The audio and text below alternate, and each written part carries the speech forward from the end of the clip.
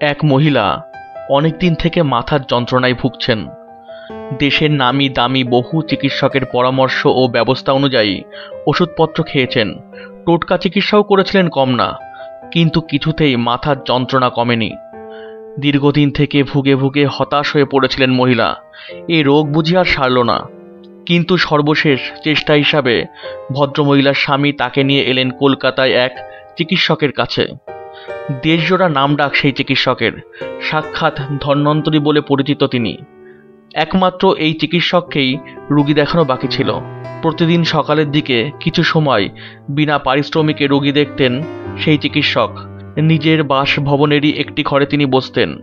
ঘরের প্রান্তে তার বসার চেয়ার। দরজা দিয়ে ঢুকে রোগীকে হেঁটে ডাক্তারবাবুর সামনে গিয়ে বসতে হয়। ঘরে ঢোকা আর হেঁটে গিয়ে আসনে বসার সময়ের মধ্যে ডাক্তারবাবু তার রোগীর পর্যবেক্ষণ করে রোগ নির্ণয় করে নিতেন। এমনই ছিল তার দক্ষতা। প্রায় সময়ই রোগীকে মুখ ফুটে তার রোগের কষ্টের কথা বলতে হতো না। ডাক্তারবাবু রোগীর দেহের লক্ষণ, চলাফেরা ও চেহারা দেখেই রোগ নির্ণয় করে ফেলতেন এবং রোগীকে তার রোগ উপসর্গের কথা শুনিয়ে দিতেন। সেই মতো ব্যবস্থাপত্র লিখেও দিতেন। প্রতিদিনই শহরের বহু দূর অঞ্চল থেকে বহু দুরারোগ্য রোগে অসুস্থ মানুষ ভিড় করত ডাক্তারবাবুর বাসভবনে। সেই মহিলাকেও তার স্বামী নিয়ে এলেন একদিন। তিনি যথাসময়ে ঘরে ঢুকে ধীর পায়ে হেঁটে গিয়ে ডাক্তারবাবুর সামনের আসনে বসলেন। এতক্ষণ তীক্ষ্ণ দৃষ্টিতে মহিলাকে লক্ষ্য করছিলেন ডাক্তারবাবু। মহিলা আসন নিতেই তিনি মৃদু হেসে বললেন, 24 ঘন্টা মাথার যন্ত্রণায় কষ্ট পাচ্ছেন বলে মনে হচ্ছে। আলোর দিকে তাকালেও কষ্ট হয়? ডাক্তারবাবুর কথা শুনে ভদ্রমহিলার যন্ত্রণা ক্লিষ্ট মুখের রেখায় আশ্চর্য একটা আরামের হাসি যেন ছোঁয়া দিয়ে গেল। তিনি আকুলভাবে আরও কিছু কষ্টের কথা সকাতরে ডাক্তারবাবুকে জানালেন। ডাক্তারবাবু বললেন, কোনো ওষুধপত্রের দরকার হবে না। এখন থেকে যেই সিঁদুরটা আপনি ব্যবহার করেন সেটা আর করবেন না। বাজারের ভালো কোনো সিঁদুর ব্যবহার করবেন। কিছুদিন দেখুন, এরপর আমাকে জানাবেন। বলা বাহুল্য, দূষিত সিঁদুরের বিক্রিয়া থেকেই সেই মহিলা স্থায়ী মাথা যন্ত্রণার শিকার হয়েছিলেন এবং ডাক্তারবাবুর পরামর্শ মতো সিঁদুরের ব্র্যান্ড বদল করবার পর থেকেই তিনি আরোগ্য লাভ করেন। এই ধন্যান্তরী চিকিৎসকের নাম ডক্টর বিধানচন্দ্র রায়। তিনি পশ্চিমবঙ্গের মুখ্যমন্ত্রী হিসাবে কর্মকৃতিত্বের জন্য স্মরণীয় হয়ে রয়েছেন। দীর্ঘ চেহারার এই মানুষটি তার সময়ে ভারতের সর্বশ্রেষ্ঠ চিকিৎসক রূপে দেশে বিদেশে খ্যাতি লাভ করেছিলেন। তার অন্য একটি পরিচয়, তিনি আধুনিক পশ্চিমবঙ্গের রূপকার। স্বাধীনতা লাভের পর তার চেষ্টাতেই পশ্চিমবঙ্গে বিভিন্নমুখী উন্নয়নের সূত্রপাত হয় এবং বলা চলে তার পরিকল্পিত পথ ধরেই পশ্চিমবঙ্গের অগ্রগতি এখনও অব্যাহত রয়েছে। ডক্টর বিধানচন্দ্র রায়ের পরিবারের আদিনিবাস ছিল 24 পরগনা জেলার টাকি শ্রীপুরে। তার জন্ম বিহারের পাটনা শহরের বাঁকিপুরে 1882 খ্রিস্টাব্দে 1 জুলাই। তার পিতা প্রকাশচন্দ্র রায় ছিলেন ডেপুটি ম্যাজিস্ট্রেট। মাতার নাম অঘোরকামিনী দেবী। 1901 খ্রিস্টাব্দে বিএ পাশ করবার পর বিধানচন্দ্র কলকাতায় চলে আসেন এবং এখানেই স্থায়ীভাবে বসবাস শুরু করেন। চিকিৎসাবিদ্যা অধ্যয়ন করবার জন্য তিনি কলকাতা মেডিকেল কলেজ ভর্তি হন। 1906 খ্রিস্টাব্দে LMS এবং 1908 খ্রিস্টাব্দে কলকাতা বিশ্ববিদ্যালয়ের MD উপাধি লাভ করেন। এরপর প্রাদেশিক মেডিকেল সার্ভিসে যোগ দিয়ে চিকিৎসক হিসাবে বিভিন্ন প্রদেশে ঘোরেন। চিকিৎসা বিজ্ঞানে উচ্চতর শিক্ষালাভের জন্য বিধানচন্দ্র 1909 খ্রিস্টাব্দে বিলাত যাত্রা করেন। সেইকালে দেশে চিকিৎসার অভাবে বহু মানুষ নানাবিধ দুরারোগ্য রোগে ভুগে প্রাণ হারাত। দেশে শ্বেতাঙ্গ চিকিৎসকদেরই দাপট, কিন্তু কজন আর তাদের কাছে পৌঁছাতে পারে? চিকিৎসা ক্ষেত্রের এই দুরবস্থা বিধানচন্দ্রকে পীড়িত করত। তাই চিকিৎসা শাস্ত্রে পরিপূর্ণ জ্ঞান লাভের উদ্দেশ্যে তিনি বিলাত যাত্রা করেন 1909 খ্রিস্টাব্দে। সেখানে 2 বছর থেকে MRCP এবং MRCS ও পরে FRCS উপাধি অর্জন করেন। বর্তমানে যেটি নীলরতন সরকার মেডিকেল কলেজ, সেকালে তার নাম ছিল ক্যাম্বেল মেডিকেল স্কুল। বিলাত থেকে ফিরে বিধানচন্দ্র এখানে চিকিৎসক রূপে যোগদান করেন। সেই সঙ্গে নিজেও চিকিৎসা ব্যবসা শুরু করেন। অল্প সময়ের মধ্যেই চিকিৎসক রূপে তার খ্যাতি চারিদিকে ছড়িয়ে পড়তে থাকে। সেই সঙ্গে দেশের সমাজ জীবনের সঙ্গেও তার যোগাযোগ তৈরি হয়। 1916 খ্রিস্টাব্দে বিধানচন্দ্র কলকাতা সেনেটের সদস্য নির্বাচিত হন।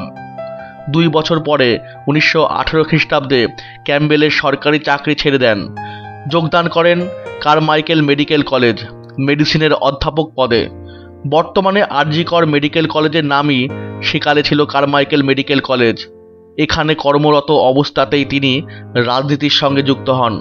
ভারতবর্ষে স্বাধীনতার আন্দোলন সেই সময় উত্তাল হয়ে ওঠে। মতবিরোধের প্রশ্নে দেশবন্ধু ততদিন কংগ্রেসের বাইরে স্বরাজ্য দল প্রতিষ্ঠা করেছেন। তার সঙ্গে রয়েছেন মতিলাল নেহরুর মতন নেতৃবৃন্দ।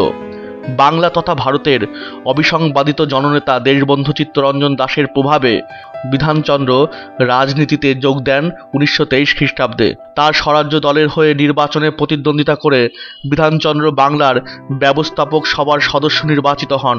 এরপর 1928 খ্রিস্টাব্দে কলকাতা কংগ্রেসের সাধারণ সম্পাদক এবং 1931 থেকে 32 খ্রিস্টাব্দে কলকাতা কর্পোরেশনের মেয়র হলেন।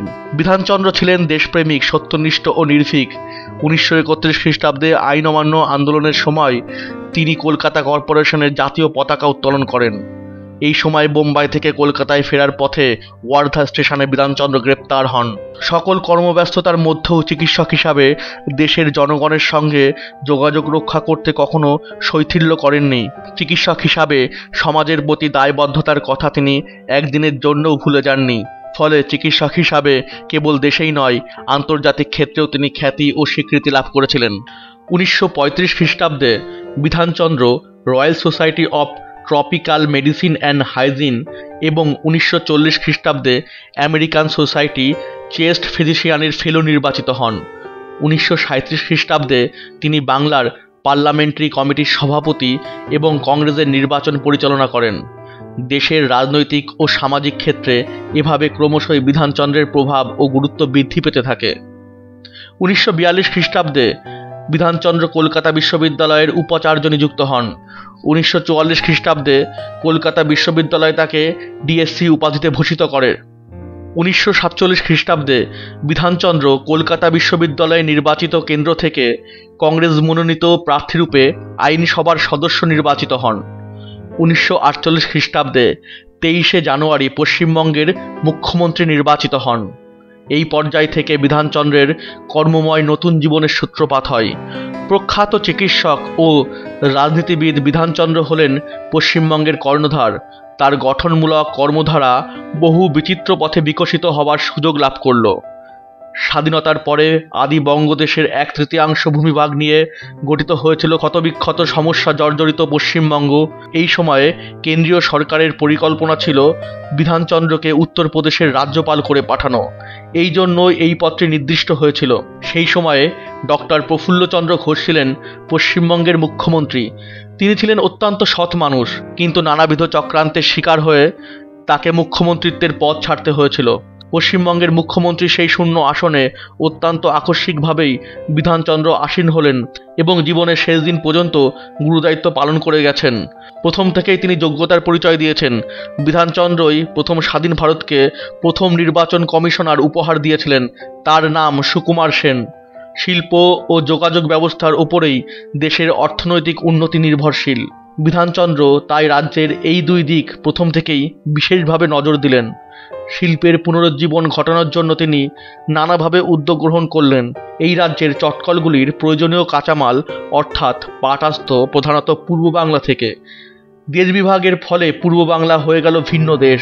ফলে রাজ্যের চটশিল্পে দেখা দিয়েছিল চরম শঙ্কাজনক অবস্থা। এই অবস্থায় মোকাবিলার জন্য বিধানচন্দ্র পশ্চিমবঙ্গে ব্যাপক পাট শিল্পের বন্দোবস্ত করলেন।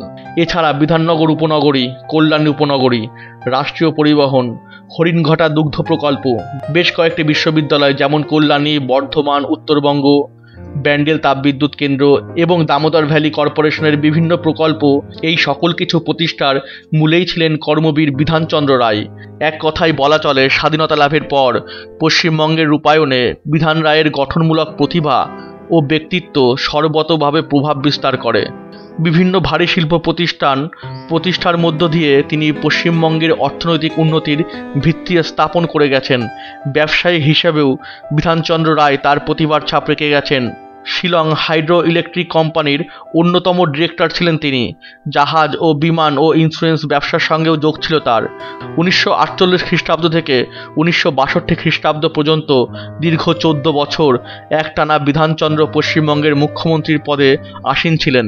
1961 খ্রিস্টাব্দে ভারত সরকার তাকে ভারতরত্ন উপাধি দিয়ে সম্মানিত করে।